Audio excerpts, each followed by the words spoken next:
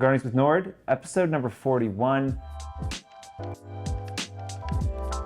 I am reporting live the day after the 4 holiday party, hence the coffee and the sweater. I feel like if I go out decently hard, the next day I have a hard time putting on it. The idea of putting on a tie is always just too exhausting and too much for me. So what am I talking about here? It's a sweater day. I have already had my McDonald's sausage egg McMuffin this morning. I am feeling on the up and up and excited to talk to y'all today. Quick aside, I wanted McDonald's this morning, and so to alleviate some of my guilt and shame that I feel for eating McDonald's, I offered it to the entire office and made them partake as well. So then I felt like I was just doing something nice for my employees when really I just didn't want to be sitting in my office by myself in shame eating a sausage egg McMuffin. So I don't know what the lesson is there other than, sometimes if you really want fast food, it's good to just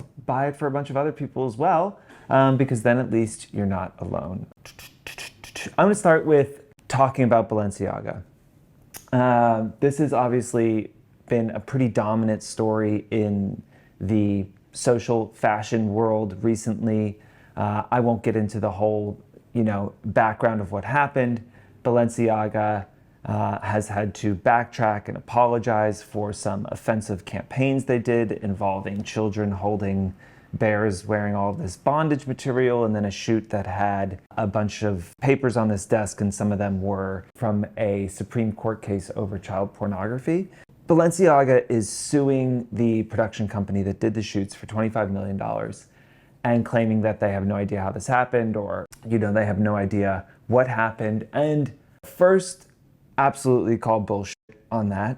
There's no way that Balenciaga, a house that very tightly controls everything that they do, were not involved in campaign imagery and didn't have Balenciaga people on set directing what was happening. Also, Balenciaga has basically been trolling fashion and its customers for, the last 5 years or so.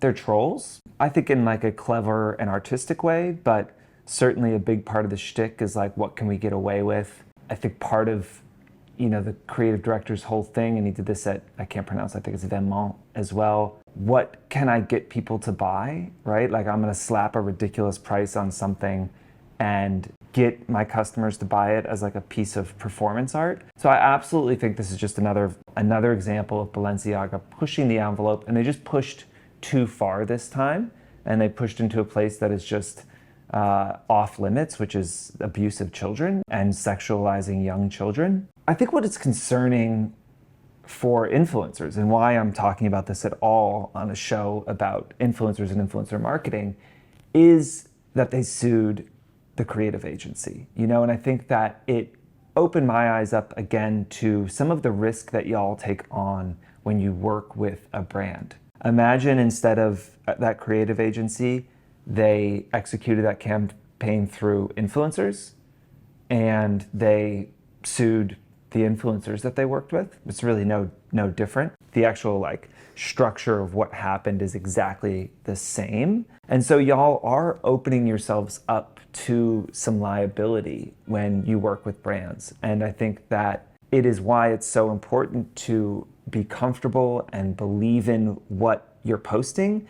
It's why it's so important to feel comfortable and make sure your values are aligned with the brands that you're working with, because, part of the reason that brands work with agencies is to have a scapegoat, right? When something goes wrong, they have somebody they can point to and say, well, this person did it, it wasn't us, we fired them, whether it's their fault or not. If we have a couple of bad quarters, they just say, well, we fired our CMO, it was their fault, and they are gone, and so now we're going to turn a new leaf, right?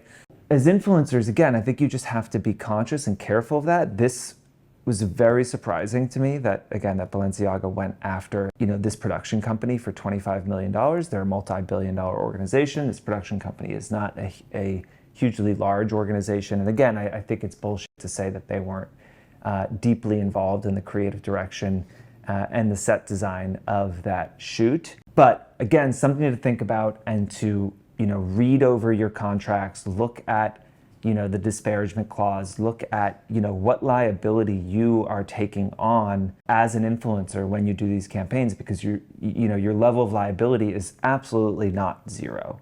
Viewer question: is influencer marketing just outsourcing the sales and marketing department from the brand side? And does it make influencers salespeople's marketers from the creator side? And is this a liability for both parties?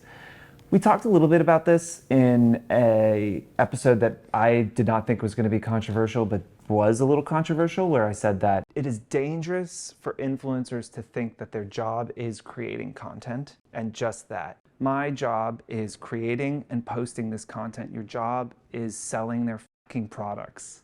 If you aren't approaching your partnerships from that point of view, that you're doing yourself a disservice. We're not going to trudge up that old argument today. This is kind of adjacent to that. So in an ideal partnership, the way this should work is that a brand is coming to you. They've got a product or a campaign that they want you to be a part of or to promote. So let's say it is beginning of November. You book a campaign with a makeup brand. They've got a new eyeshadow palette. They are really hoping to push for holiday fun, a bunch of fun colors, glitter. I'm saying this because I had like glitter eyeshadow on last night at our holiday party after a while.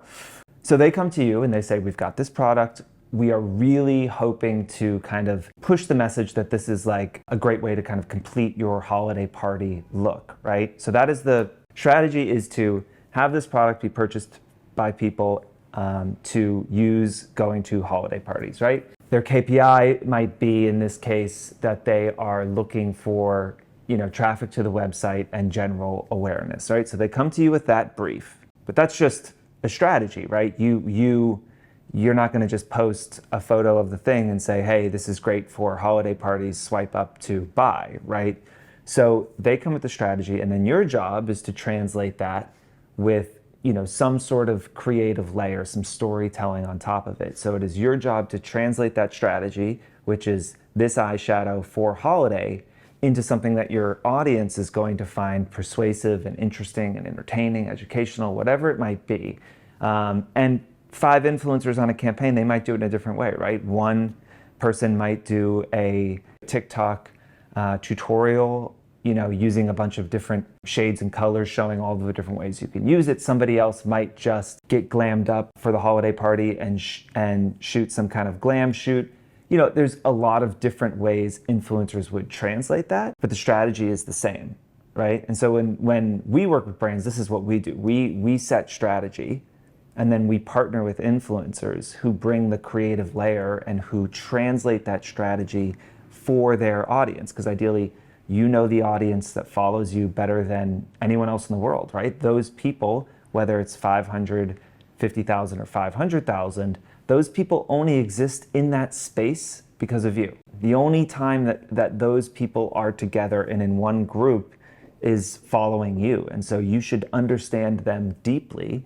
And we're counting on you to be able to translate our strategy to your audience. Now, we'll have creative direction and we'll have some prompts or some ideas, right? The brand might say, I really want it to be like flash photography and feel very like night and going out. And so then that helps you, again, as you're translating that strategy, to stay away from, shooting anything during the day. And so for us, it's about creating guardrails for y'all to be creative in. A bad brief from a brand would be like, hey, we just want you to promote this product. Do whatever you want. That's really hard. Actually, I find the times that I'm often most creative is when there are constraints, when I have some guardrails. If you're just you can do anything, then sometimes it's hard to know what to do at all. And so if you're working with a brand and they haven't given you what you feel is a strategy, you push them for that. You should say, okay, well, what are you hoping to accomplish here? Do you have a mood board? Do you have any creative direction? What are your KPIs? All of these things are going to help you to translate it, right? As an influencer, you're not replacing the marketing and sales teams. Absolutely not. You are starting to replace a bit of the creative agency, right? Because you are creating the content, and then you're also the media that delivers the content. And if you think of traditional advertising, it was brand, creative agency, media agency, consumer, right? So brand says, hey, I want to sell this product. Ad agency comes up with a strategy and a creative. Media agency places that media into ads. Consumers consume it. So now brand has a strategy, goes to influencer, you create the content, you deliver the content, right? So you're the kind of last two parts of that step, creative agency, media agency, and you are in charge of, again, translating the strategy and then delivering that to a, qualified and targeted audience that they are trying to reach. And again, I'll just say it, ultimately, all advertising is judged on its ability to eventually sell product. If we're not selling product eventually, then there's no use in paying for the advertising. As always, please ask questions. If you haven't watched last week's episode, we had Phoebe Bain, who had just started a new job this week at Ad Age. She's one of my favorite reporters in the creator space, has written some incredible stuff. We had a great conversation. Make sure you check that out. And as always, ask questions, like, subscribe, send me a compliment. I'm human. I can use your compliments as well. So thank you. We'll see you next week. James, you gotta tell us about the glitter. Oh. You were running past the glitter, actually. I ran past, yes. So one of our employees last night was going around with a glitter palette, putting it, on people's faces. And I felt like, why not? I too can be a, beautiful euphoria student without probably the destructive drug habit. I was very glittery last night. I don't know if, hopefully it's gone. I forgot to really scrub my face this morning, but it's important to lean in when in Rome. And when you run a company that does an incredible amount of beauty advertising and you're 76% women and everyone wants to throw glitter eyeshadow on, who am I to say no?